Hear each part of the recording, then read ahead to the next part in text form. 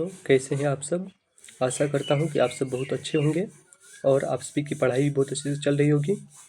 आज का ये जो क्लास होने वाला है ये स्पेशल फॉर 12th वाले बच्चे के लिए है, जिसमें हम आज 12th की इंग्लिश का फर्स्ट चैप्टर का सब्जेक्टिव क्वेश्चन करेंगे। और जो भी स्टूडेंट फर्स्ट बार चैनल विजिट किए हैं और अभी तक चैनल को सब्सक्राइब नहीं किए हैं, चैनल को सब्सक्राइब कर लीजिए, साथ में बेल आइकन को भी प्रेस कर लीजिए। और आज में हम इस क्लास जो होने जा रहा है, इस क्लास में आज का आप सभी को इंग्लिश के first chapter Indian civilization and culture के सभी सब्जेक्टिव क्वेश्चन को करेंगे। और इसमें जितने भी सब्जेक्टिव क्वेश्चन है ये सभी मोस्ट इम्पोर्टेंट है। चलिए क्वेश्चन की ओर चलते हैं और क्वेश्चन देखते हैं क्या है। सबसे पहले हम जो है इंट्रोडक्शन करेंगे राइटर के बारे में। तो फर्स्ट आप देख रहे हैं जैसा कि स्क्रीन पे, तो इसका राइटर कौन है? Indian civilization and culture. इसका राइटर है महात्मा गांधी। महात्मा गांधी का पूरा नाम आपसे पूछा जा सकता है, तो आपको बताना है मोहनदास करमचंद्र गांधी। ठीक है, नेक्स्ट क्वेश्चन, तो महात्मा गांधी का जन्म कब हुआ था? बॉर्न पूछा जाएगा। आप जो है अगर कोई भी चैप्टर पढ़ रहे हैं तो उसमें सबसे पहले आपको ध्यान देना है कि उसके राइटर के बारे में आपको पता होना चाहिए। राइटर के बारे में जितना भी इंफॉर्मेशन हो सके उसका सभी आपको आना चाहिए, क्योंकि ऑब्जेक्टिव क्वेश्चन बहुत ज़्यादा बनता है राइटर से। तो इसका बॉर्न पूछा जा रहा है, तो बॉर्न कब हुआ था इसका? 2 अक्टूबर 1869 एट पोरबंदर इन गुजरात। तो महात्मा गांधी का जो जन्म हुआ है ये कब हुआ? 2 अक्टूबर 1869 ईस्वी में। कहाँ पे? पोरबंदर, गुजरात में। चलिए नेक्स्ट क्वेश्चन जो यहाँ पे बन सकता है, तो ये है महात्मा गांधी का मृत्यु कब हुआ था? डेड। तो ये हुआ था आपको 30 जनवरी 1948 इन कंपाउंड ऑफ बिरला। कहाँ पे हुआ था? 30 जनवरी 1948 को। कहाँ? Compound of Birla. Next question है इसमें से जो बन सकता है पॉपुलर नेम, महात्मा गांधी का पॉपुलर नेम। इससे आप लोग बच्चे से वाकिफ होंगे, क्योंकि हम सभी को पता है कि हमारे देश में राष्ट्रपिता किसे कहा जाता है, और महात्मा गांधी का दूसरा नाम बापू भी है। तो पॉपुलर नेम क्या हो जाएगा? बापू या फादर ऑफ नेशन। ठीक है, और नेक्स्ट इसके बारे में कुछ और दिया गया है, 2 लाइन, इसको देख लेते हैं क्या है। तो यहाँ लिखा गया है कि Mahatma Gandhi was a Indian lawyer. मतलब महात्मा गांधी क्या थे? एक भारतीय वकील थे। ठीक है, और anti colonial nationalist and political ethicist. इसका मतलब हुआ आपको कि महात्मा गांधी जो थे एक इंडियन लॉयर थे, और क्या थे? वो एक नेशनलिस्ट थे, मतलब राष्ट्रभाव उसके मन में था, और पॉलिटिकल भी थे, राजनीतिक भी थे। चलिए नेक्स्ट क्वेश्चन की ओर चलते हैं। शॉर्ट क्वेश्चन इसमें हम शामिल किए हैं और शॉर्ट क्वेश्चन देखते हैं। क्वेश्चन है first, how Indian civilization is different from European civilization. Question पूछा गया आपसे कि भारतीय सभ्यता जो है ये यूरोप की सभ्यता से कैसे अलग है। तो आपको बताना है कि भारत की सभ्यता जो यूरोप की सभ्यता से कैसे अलग है। How Indian civilization is different from European civilization. तो चलिए इसका क्वेश्चन को देखते हैं और क्या है, एक एक वर्ड आपको बताएंगे। आंसर है the Indian civilisation based on restriction. इसका कहना है the Indian civilisation based on restriction, मतलब भारत की जो सभ्यता है इसमें क्या है? प्रतिबंध लगाया जाता है। किस पे? ऑन वांट, मतलब इच्छाओं पे। इच्छाओं पे प्रतिबंध है। The Indian civilisation based on restriction on want. Next है whereas European civilisation is based on infinite multiplicity of human want.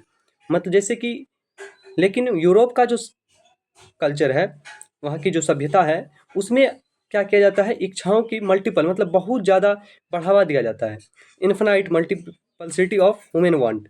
जैसे भारत में हम लोग का जो सभ्यता है, हम लोग को अपने इच्छाओं पे काबू रखने के लिए सिखाया जाता है, लेकिन यूरोप में क्या है? वहाँ की जो है इन्फिनाइट मल्टीपल, मतलब अनंत इच्छाओं को करने के लिए प्रेरित किया जाता है, बहुत सारी इच्छाओं को बढ़ावा दिया जाता है। नेक्स्ट देखते हैं और क्या है। नेक्स्ट लिखा गया है यहाँ, देखिए दूसरा अंतर दिया गया है, the Indian civilization is based on believe in God. मतलब भारत की जो सभ्यता है ये किस पे? भगवान पे विश्वास रखता है। हम लोग ईश्वर पे विश्वास रखते हैं, आस्तिक हैं। लेकिन वहीं देखिए आप जो है, whereas the western civilization is godless. लेकिन वो जो यूरोप की सभ्यता है वेस्टर्न सिविलाइजेशन जिसको हम लोग बोलते हैं, ये क्या है, गॉडलेस है, मतलब वहाँ पे ईश्वर की कोई वैल्यू नहीं है, वो लोग ईश्वर को नहीं मानते हैं, नास्तिक है प्रवृत्ति के हैं। नेक्स्ट दिया गया है, Indian civilization believe in working with hand and feet.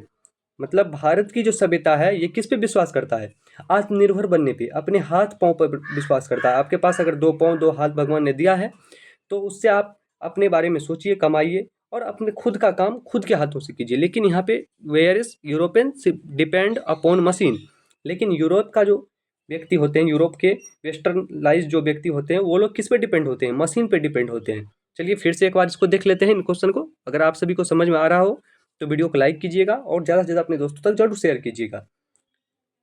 तो दिया गया है, the Indian civilisation based on restriction on want, मतलब भारत की सभ्यता जो है ये इच्छाओं पे प्रतिबंध लगाती है। Whereas European civilisation is based on infinite multiplicity of human want. लेकिन जहाँ यूरोप का जो सभ्यता है ये क्या करता है, बढ़ावा दिया जाता है इच्छाओं को। The Indian civilization is based on believe in God, Bharat की सभ्यता में हम लोग को ईश्वर पे विश्वास रखा जाता है, रखते हैं। और where is the western civilization is godless, वहाँ भगवान को नहीं माना जाता है, भगवान पे विश्वास नहीं रखा जाता है, मतलब मानते ही नहीं है। Indian civilization believe in working with hand and feet, Bharat की सभ्यता में अपने हाथ पाँव पे भरोसा करने के लिए बोला गया है। आप खुद का काम खुद से कीजिए, खुद अपने हाथ पैर द्वारा कमाइए और खुद आत्मनिर्भर बनिए। फिर है where as European depend upon machine, मतलब यूरोप के लोग जो है ये मशीन पर डिपेंड है, कोई भी काम है तो मशीनों के द्वारा करते हैं। नेक्स्ट क्वेश्चन की ओर चलते हैं, 2 नंबर क्वेश्चन, जैसा कि आप लोग स्क्रीन पे देख रहे हैं। दूसरा क्वेश्चन है, व्हाई डज गांधी जी से that mind is a restless word, why does Gandhi ji से that mind is a restless word, मतलब गांधी जी क्यों कहते हैं कि दिमाग जो होता है वो एक अशांत पक्षी है, इसका क्या रीजन है, तो बताइए इसका क्या रीजन है, आप सभी को बताना है। चलिए आंसर है इसका, गांधी जी से that mind is a restless bird, Gandhi ji कहते हैं कि दिमाग जो है ये क्या है, एक अशांत पक्षी है। Because it is never satisfy, क्योंकि ये कभी भी संतुष्ट नहीं होता है। गांधी जी से that mind is a restless bird because it is never satisfy, the more it get more it want, इसको जितना दो उतना ही ये और चाहता है। एंड रिमाइंस अनसेटिस्फाई, अगर मिल भी जाए तब पर भी ये क्या होता है, सेटिस्फाई नहीं होते हैं। ही से because a mind never get satisfied, मतलब ये कभी भी संतुष्ट नहीं होते हैं, आप इसको जितना दो उतना और ये चाहते हैं। फिर लिखा गया है, like a bird he always wander to quench his thirst of desire, जैसे एक पक्षी जो होता है ये अपने प्यास को बुझाने के लिए एक जगह से दूसरे जगह जाते ही रहते हैं, अगर एक जगह थोड़ा पानी पिया मिला तो फिर दूसरे जगह पानी की खोज में निकल जाते हैं। उसी प्रकार मन जो है, अगर इसको आप एक वस्तु की प्राप्ति हो गया किसी व्यक्ति को, उसके बाद दूसरे की चाह रहता है। जैसे मान लीजिए किसी व्यक्ति के पास कभी साइकिल नहीं था तो वो सोचेगा हमको साइकिल हो जाए, जब वो साइकिल खरीद लेता है तो उसके बाद उसकी मन होता है कि हम एक बाइक खरीद ले, जब बाइक हो गया उसके पास में तो हमारे पास एक फोर व्हीलर हो जाएगा, तो उससे ऊपर के बारे में सोचते हैं, फिर वो तो उससे ऊपर सोचते हैं कि हमारे पास एक प्राइवेट जेट हो जाए। तो इसी प्रकार, इसलिए महात्मा जी गांधी जी का कहना है कि मन जो है एक क्या है, अशांत पक्षी है। नेक्स्ट लिखा गया है यहाँ पे, even even after the completion of any of his desire the next one is ready, मतलब एक के बाद एक जो होता है, जो उसकी इच्छा होती है वो चलती रहती है, और जब तक वो पूर्ति होता है तब तक दूसरा इधर फिर तैयार हो जाता है। फिर दिया गया आपको, any his cycle of desire continues till his last breath, मतलब इसका मतलब बोला गया है कि जब तक आपकी अंतिम सांस होती है व्यक्ति की तब तक ये चलता रहता है। इच्छाओं की जो है, ये सोचने की परिवर्ती इच्छा जो है मन की, ये जब तक अंतिम सांस तक व्यक्ति रहते हैं तब तक उसकी इच्छाएं चलती रहती है। So he says that mind is a restless bird, इसलिए हम कह सकते हैं कि दिमाग क्या है, एक अशांत पक्षी की तरह है। फिर से इसको एक बार देख लेते हैं। चलिए देखते हैं, इसमें लिखा गया है, गांधी जी से that mind is a restless bird because it is never satisfy. Gandhi ji कहते हैं कि दिमाग एक अशांत पक्षी है क्योंकि ये कभी भी संतुष्ट नहीं होते हैं। The more it get the more it want and remain unsatisfy. इसको जितना दो उतना ये और चाहते हैं और ये असंतुष्ट ही रहते हैं। ही से because a mind never get satisfy, मतलब इसको मिल भी जाए तब पर भी ये सेटिस्फाई नहीं होते हैं, संतुष्ट नहीं होते हैं। Like a bird he always wander to quench he thirst his thirst of desire, मतलब जैसे कि एक पक्षी, मान लीजिए एक पक्षी जैसे पानी के खोज में एक जगह पानी पीता है, थोड़ा फिर दूसरी जगह निकल जाता है, पानी के खोज में घूमते रहता है, उसी प्रकार दिमाग जो है एक वस्तु की प्राप्ति होने के बाद दूसरे वस्तु की इच्छा प्रकट करने लगता है। Even after the completion of any of his desire, the next one is ready. इसी प्रकार एक इच्छा दूसरे इच्छा के बीच में कंपटीशन चलते रहता है, एक पूरा हुआ दूसरे फिर होने लग इच्छा प्रवृत्ति हो जाता है, जागृत हो जाता है, और जब तक फिर वो पूर्ति होता है तब तक एक और नई इच्छा प्रकट हो जाता है। Any his cycle of desire continuous till his last breath, मतलब ये जो है साइकिल, ये जो चक्र है इच्छाओं की, ये लास्ट अंतिम सांसों तक चलता है। So he says that mind is a restless bird, इसलिए हम कह सकते हैं कि दिमाग क्या है, एक अशांत पक्षी है। नेक्स्ट क्वेश्चन की ओर चलते हैं। अगर आप सभी को अच्छा से समझ में आया हो तो वीडियो को लाइक कीजिएगा और चैनल पर नए होंगे तो चैनल को सब्सक्राइब कीजिएगा। चलिए थर्ड नंबर क्वेश्चन है, थर्ड नंबर क्वेश्चन देखते हैं। थर्ड नंबर क्वेश्चन दिया गया है जिसका आंसर आप सभी को बता रहे हैं। देखिए क्वेश्चन है, why did our ancestor decide us form luxurious, did they do the right thing, मतलब हमारे जो पूर्वज थे वो ये जो लग्जरी जिंदगी होती है सुख सुविधा वाली, इसको क्यों जो है नहीं जीना चाहते थे, वो सुख सुविधा ज़्यादा क्यों नहीं जाना चाहते थे, लग्जरी लाइफ में क्यों नहीं जाना चाहते थे, उसका क्या सोच था इसके पीछे। चलिए इसके बारे में जानते हैं। तो यहाँ लिखा गया है, our ancestors decided us form luxuries and pleasure because they know that this thing give only momentary comfort and Joy.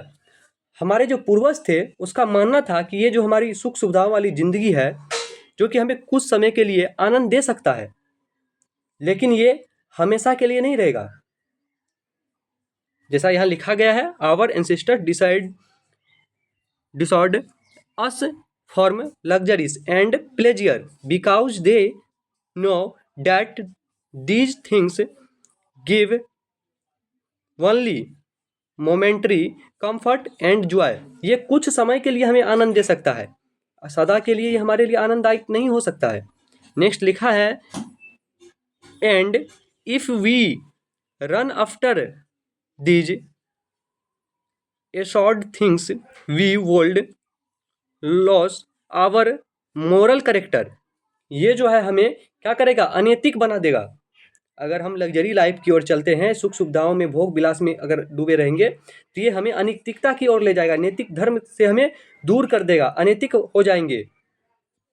और नेक्स्ट दिया गया है, we would become slave, we would become immoral, yes they did the right thing.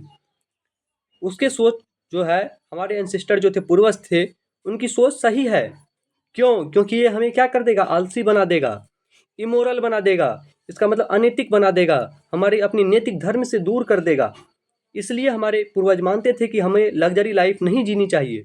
ये क्योंकि ये pleasure है, कुछ समय के लिए हमें जो है सुख सुविधा देगा, आनंद मिलेगा, लेकिन ये हमेशा के लिए नहीं होगा। फिर इस बार इसको एक बार और एक्सप्लेन कर देते हैं। देखिए, our ancestors decided us form luxuries and pleasure because they know that this thing gave only moral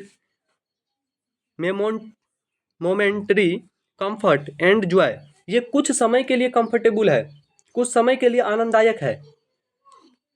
and if we run after these assured things we would loss our moral character. ये जो है क्या करेगा, कुछ समय के बाद जो है हमारे अनैतिक हमें बना देगा, नैतिक धर्म से दूर कर देगा। ये जो लग्जरी लाइफ होती है और सुख सुविधा भोग विलास, ये क्या करेगा, आपको अनैतिकता की ओर लेके जाएगा, नैतिकता से दूर करेगा। We would become slaves, we would become immoral, yes they did the right thing. मतलब हमारे पूर्वज का मानना था कि ये हमें आलसी बना देगा, अनैतिक बना देगा, इसलिए हम कह सकते हैं कि हमारे पूर्वज जो सोचते थे वो सही था। चलिए नेक्स्ट क्वेश्चन की ओर चलते हैं। चौथा नंबर क्वेश्चन देखेंगे और 4 नंबर क्वेश्चन है, why did our ancestors prefer to live in village. Question पूछा गया है, why did our ancestors prefer to live in village. हमारे पूर्वज गांव में रहना क्यों पसंद करते थे, बताइए इसका क्या करेक्ट आंसर हो जाएगा। चलिए आंसर की ओर चलते हैं और आंसर देखिए बहुत ही सटीक आंसर है। Our ancestors prefer to live in village because they wanted to live in a safe place. हमारे पूर्वज गांव में रहना चाहते थे क्योंकि उसे एक सेफ प्लेस में रहना था, जहाँ पे ना ही चोर ना ही डाकू, और अपने कृषि से जुड़े होते थे और अपनी जो उसका कृषि क्षेत्र था उसमें खेती करते थे और गांव में ही परिवार के साथ मिलजुल कर रहा करते थे। नेक्स्ट है, with their ancient tradition they observe that towns often had issue like gangs of thieves, robbers, prostitute and touts।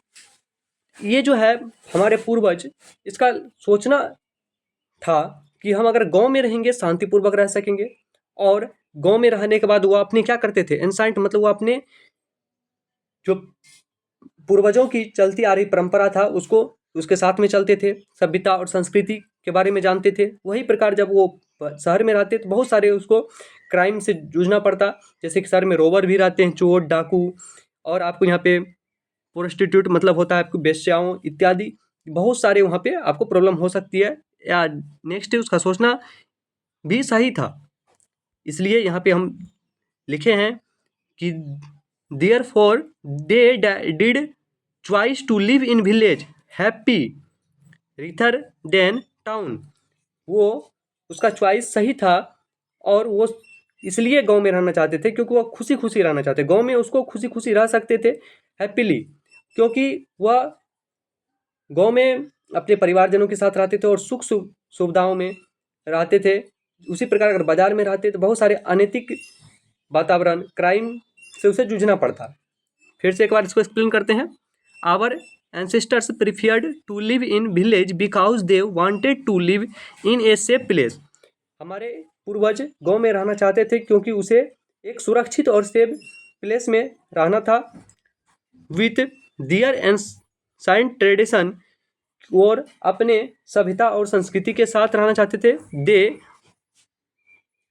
Observed that towns often had issue like gang of thieves, robbers, prostitutes and साउट। बहुत सारे साउट थे उसके दिमाग में, सोचते थे कि वहाँ पे चोर रहते हैं, डाकू रहते हैं और अनैतिक क्रिया वाले लोग भी रहते हैं, इसलिए वहाँ पे रहना नहीं चाहते थे। नेक्स्ट क्वेश्चन की ओर चलते हैं।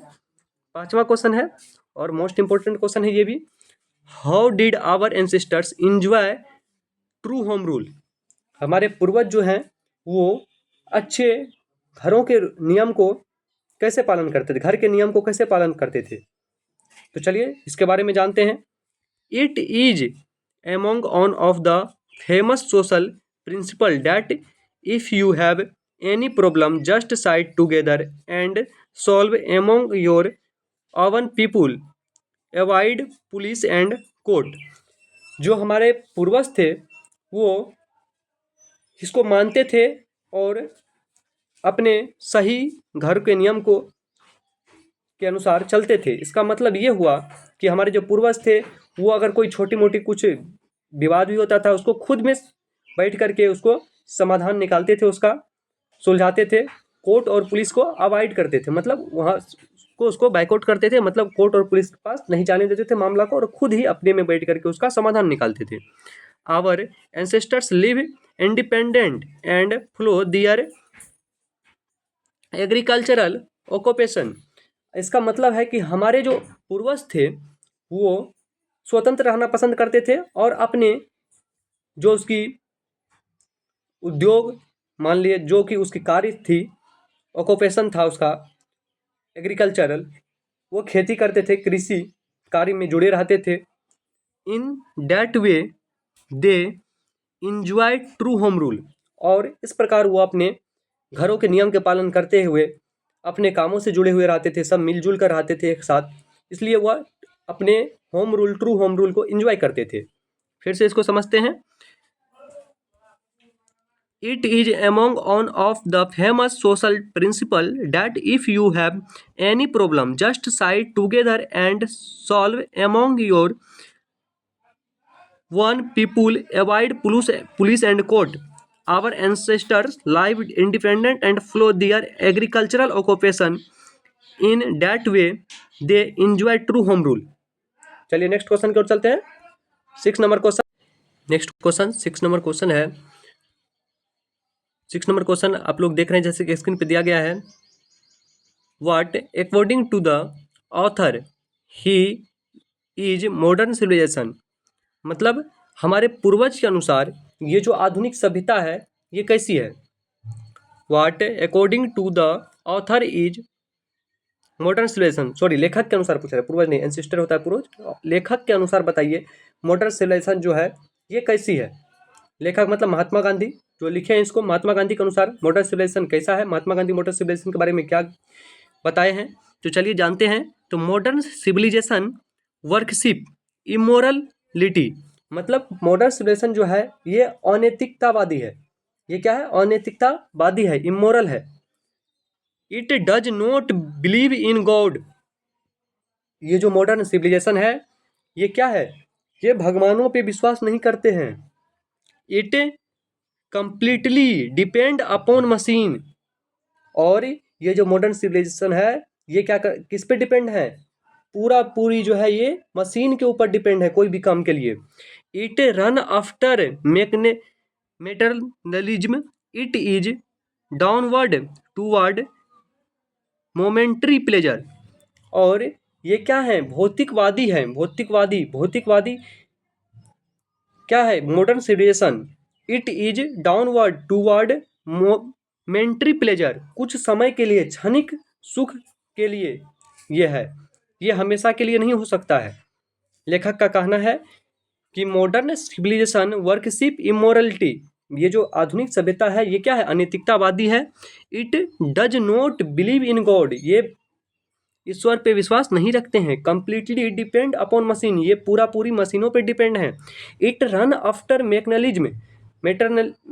इट रन आफ्टर मेटरलिज्म, मतलब ये भौतिकवादी है।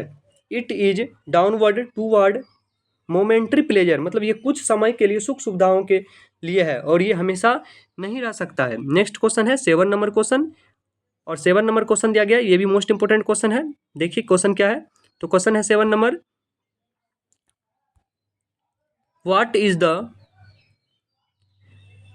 द रियल ग्लोरी या ब्यूटी ऑफ इंडियन सिविलाइजेशन, बताइए हमारी भारत की सभ्यता की असली सुंदरता क्या है।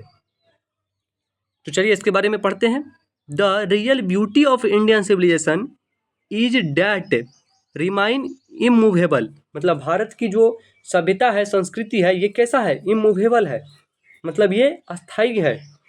Even after thousands of year it is as it should be, it has not changed it nature and it is sound at it's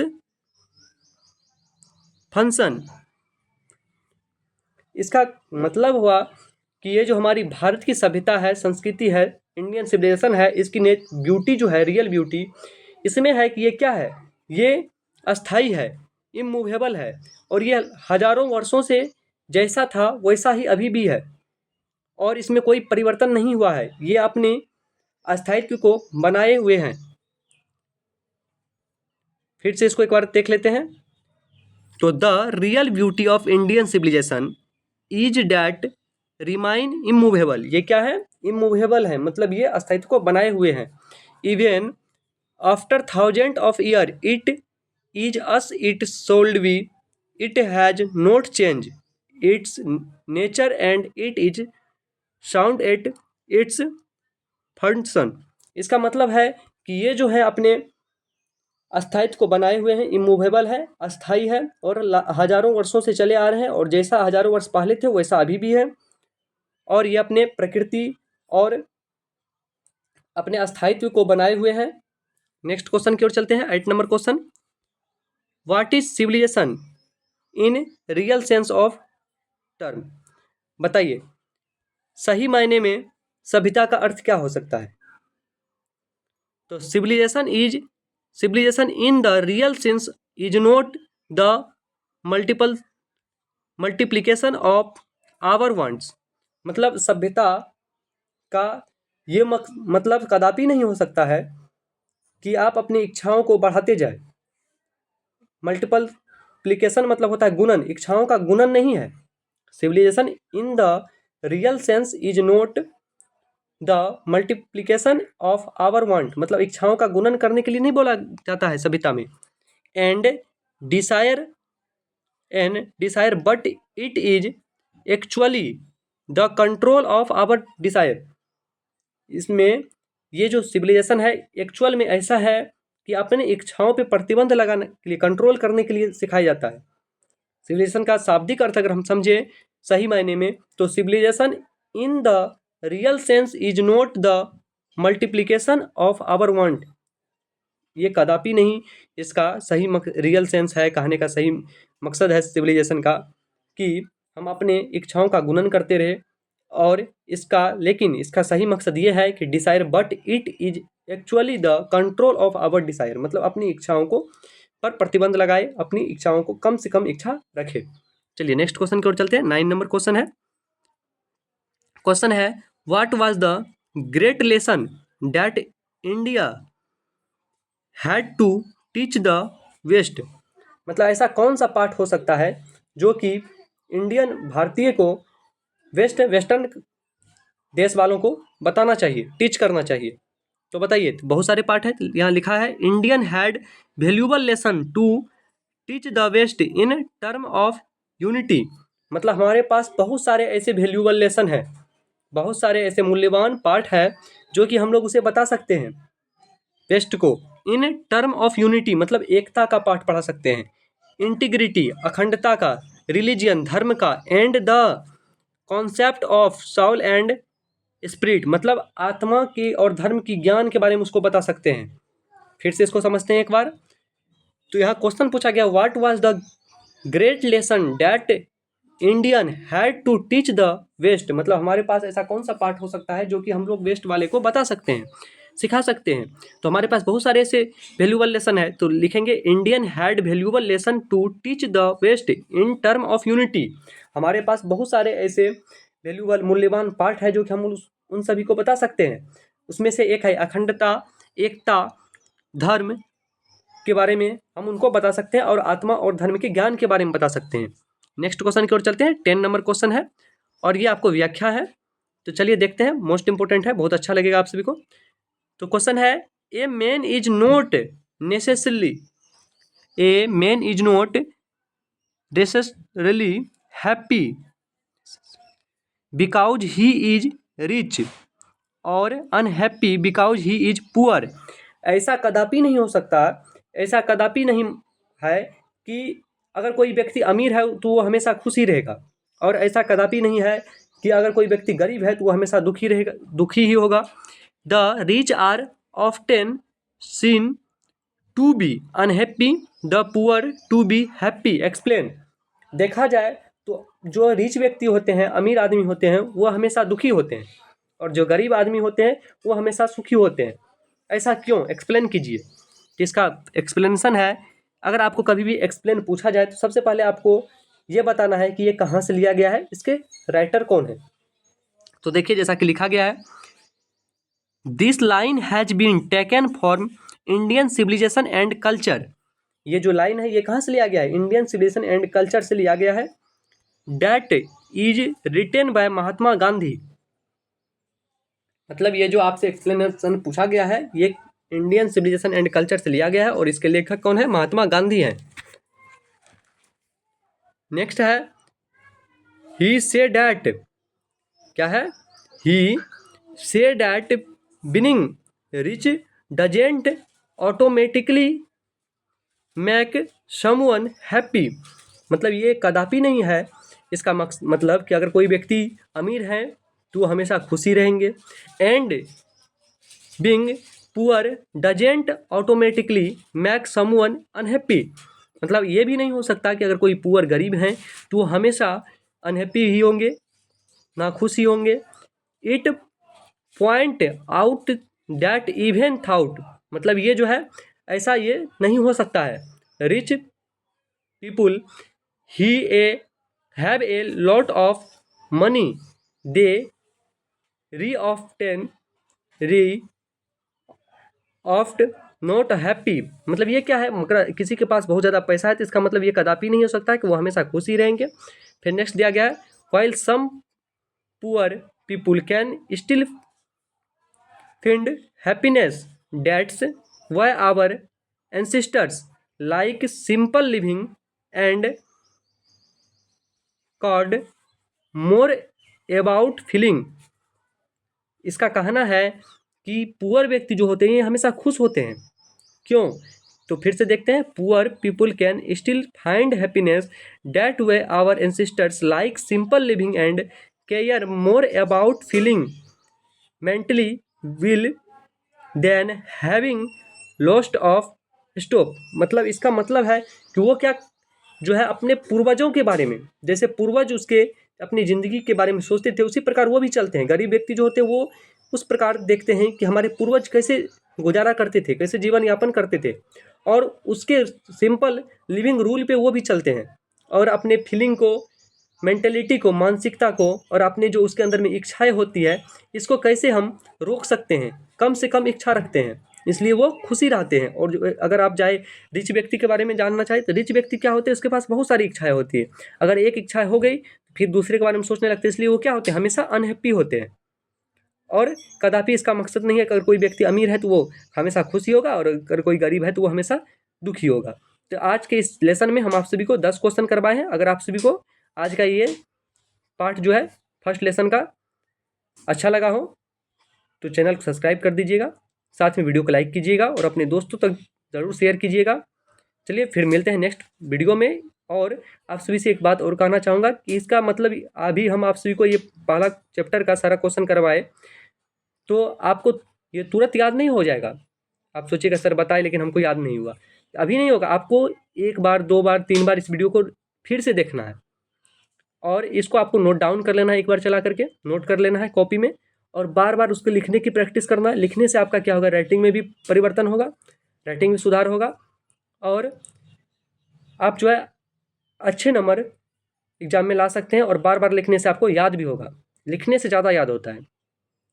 और अगर आपको कहीं समझने में दिक्कत हुआ लगता होगा लिखने के बाद, पढ़ने के बाद, तो फिर से एक बार आप पुनः जो है इस वीडियो को चला करके देख लीजिएगा। चलिए मिलते हैं फिर नेक्स्ट वीडियो में, तब तक के लिए जय हिंद।